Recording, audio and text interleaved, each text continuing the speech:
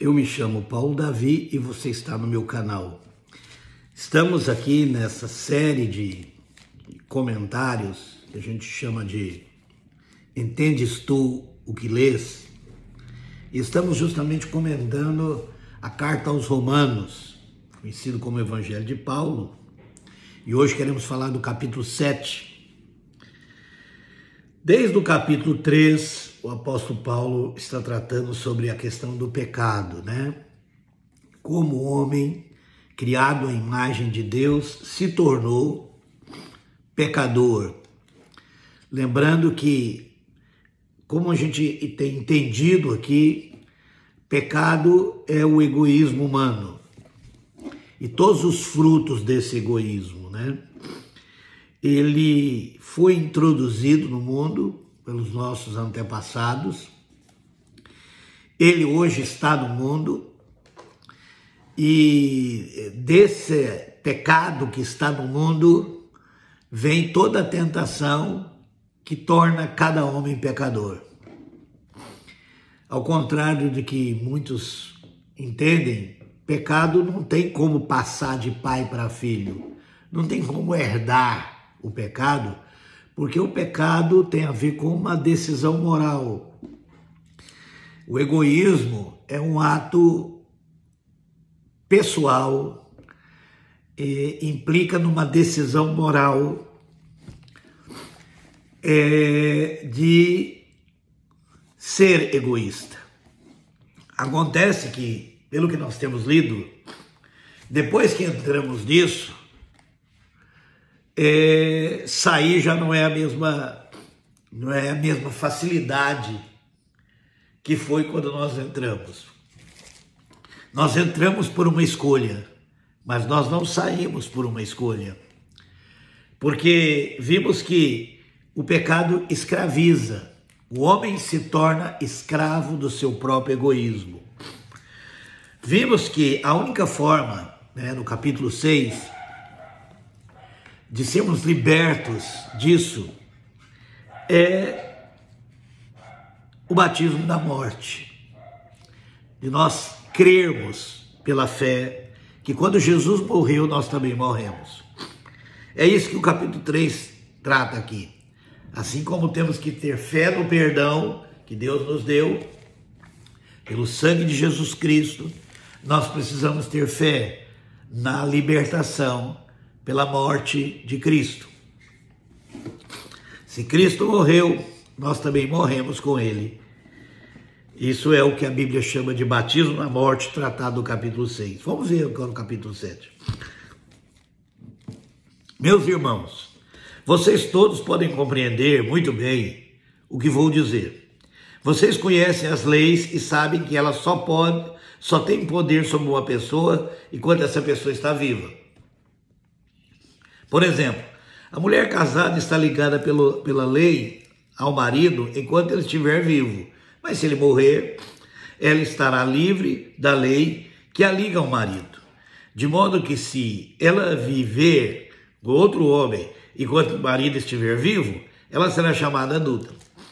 Mas se o marido morrer, ela estará legalmente livre e não cometerá adultério se casar com outro homem. Paulo está analisando leis e costumes do seu tempo, né?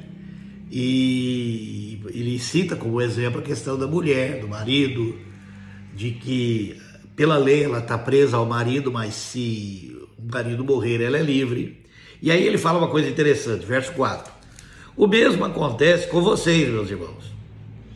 Do ponto de vista da lei, vocês também já morreram, pois são parte do corpo de Cristo. Está se referindo ao batismo na morte lá de Romanos 6. E agora pertence a ele, que foi ressuscitado para que nós possamos viver uma vida útil no serviço de Deus. Pois quando vivíamos de acordo com a nossa natureza humana, a natureza egoísta, né? Os maus desejos despertados pela lei agiam em todo o nosso ser e nos levavam para a morte. Porém, agora estamos livres da lei, porque já morremos para aquilo que nos mantinha prisioneiros. Por isso, somos livres para servir a Deus, não da maneira antiga, obedecendo à lei escrita, mas da maneira nova, obedecendo ao Espírito de Deus. Essa talvez seja uma das grandes diferenças entre a nova aliança estabelecida por Cristo e a velha aliança. A velha aliança era baseada na obediência a leis escritas, enquanto que na nova aliança nós obedecemos ao Espírito de Deus. Somos guiados pelo Espírito de Deus, que é o Espírito de Cristo. Verso 7. O que vamos dizer então? Que a própria lei é pecado? É claro que não, pois foi a lei que me fez saber o que é pecado. Pois eu não saberia o que é cobiça se a lei não tivesse dito não cobice.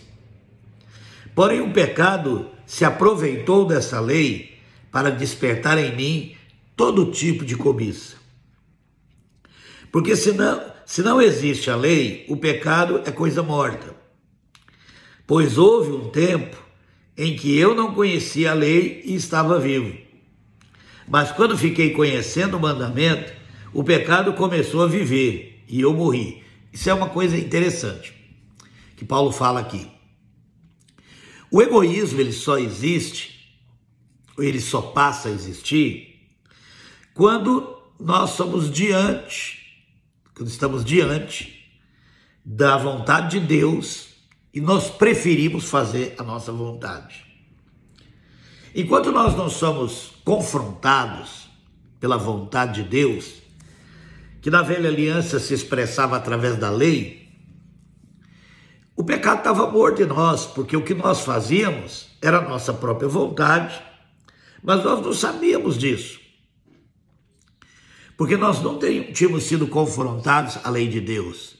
Nós achávamos que aquilo que nós queríamos era o que deveríamos fazer. Mas foi quando nós começamos a entender a vontade de Deus e que ela bate de frente com a nossa própria vontade,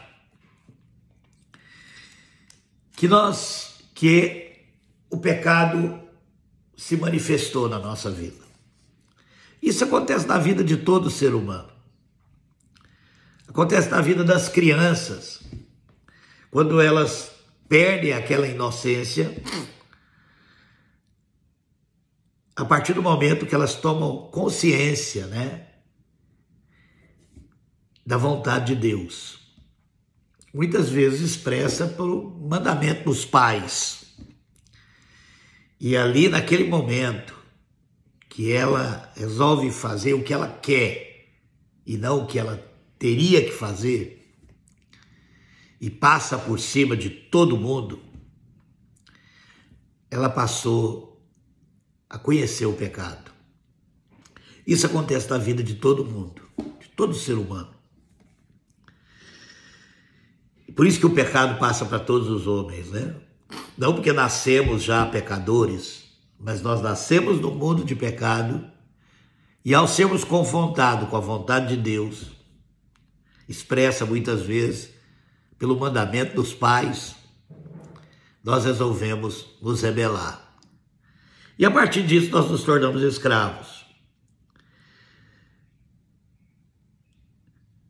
Verso 10, e eu morri. E o próprio mandamento que me devia trazer vida, me trouxe morte. Porque o pecado, aproveitando a oportunidade dada pelo mandamento, me enganou e por meio do mandamento me matou. Assim a lei vem de Deus e o mandamento também vem de Deus. Diz o que é certo e é bom. Então será que o que é bom me levou à morte? Claro que não. Foi o pecado que fez isso. Então não é o mandamento que me mata, mas é a minha atitude diante do mandamento. Não é o que os nossos pais pedem de nós que nos mata, mas é a nossa atitude diante disso. É a atitude diante da lei, por causa do egoísmo, e esse egoísmo é uma escolha humana, que nós nos tornamos pecadores. Pois o pecado, usando o que é bom, me trouxe à morte, para que ficasse bem claro aquilo que o pecado realmente é. E assim como por meio do mandamento, o pecado se mostrou mais terrível ainda. Verso 14, agora presta bem atenção. Sabemos que a lei é divina, mas eu sou humano e fraco, e fui vendido ao pecado para ser seu escravo. Eu não entendo o que faço, mas não faço o que gostaria de fazer. Pelo contrário, faço justamente aquilo que odeio. Se faço o que não quero, isso prova que conheço que a lei diz o que é certo. Ele agora está explicando como é que funciona a lei e a nossa própria vontade. Essa lei muitas vezes se manifesta pela nossa consciência, pelo aquilo que nós sabemos que é certo e errado. No entanto, ele fala que mesmo sabendo do que é certo, nós fazemos o que é errado. E isso mostra que, de fato, já não sou eu quem faz isso, mas o pecado que vive em mim é que faz. Ao contrário da entrada no pecado, que depende de uma escolha minha, depois que entramos, nós já não fazemos mais aquilo que queremos. Já passamos a ser dominados pelo pecado. Nos tornamos egoístas por escolha, mas nós não continuamos egoístas por escolha. A partir do momento que nós escolhemos o egoísmo, esse egoísmo nos domina. E mesmo tendo a consciência do certo e do errado, e esse é um ponto importante que Paulo deixa claro, o pecado não nos tira essa consciência. Ao contrário do que muitos acreditam, né? Que o pecado entrou no mundo e tirou do homem até a consciência do que é certo e o que é errado. O pecado ele não faz isso. Por isso que ele é extremamente maligno, porque ele nos escraviza e nos domina contra a nossa própria vontade. Ainda que nós queremos fazer o que é certo, muitas vezes, ou ainda que nós saibamos o que é certo, nós acabamos fazendo o que é errado. Olha só o que ele diz aqui. Isso mostra que, de fato, já não sou eu quem faz isso, mas o pecado que vive em mim é que faz. Pois eu sei que aquilo que é bom não vive em mim. Isso é, na minha natureza humana. Porque mesmo tendo dentro de mim a vontade de fazer o bem, e isso é muito importante, essa declaração de Paulo, nós temos essa vontade não desapareceu com o pecado, eu não consigo fazê-lo. Pois não faço o bem que quero, mas justamente o mal que não quero fazer é que faço. Mas se faço o que não quero, já não sou eu quem faz isso, mas o pecado que vive em mim é que faz. Assim eu sei que o que acontece comigo é isso.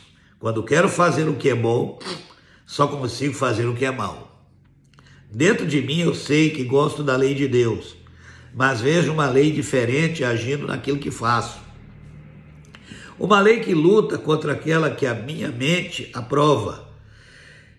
Ela me torna prisioneiro da lei do pecado que age no meu corpo.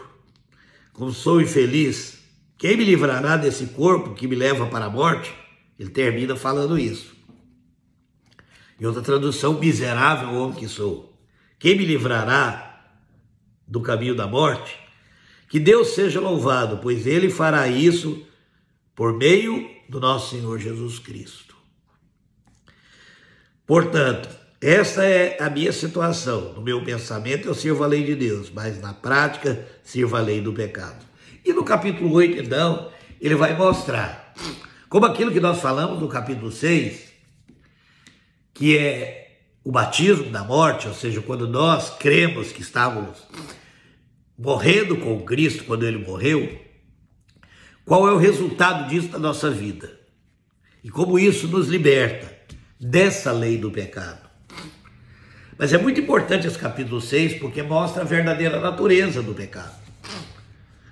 Principalmente o aspecto do pecado não eliminar em nós o conhecimento, a consciência do que é certo. E isso torna o pecado mais maligno ainda, né? Porque não é que nós vivamos do pecado e façamos as coisas erradas sem saber que estamos fazendo errado. Nós sabemos. O que nós não conseguimos, sem Cristo, é nos livrar dessa lei que nos conduz à morte. Que Deus nos abençoe.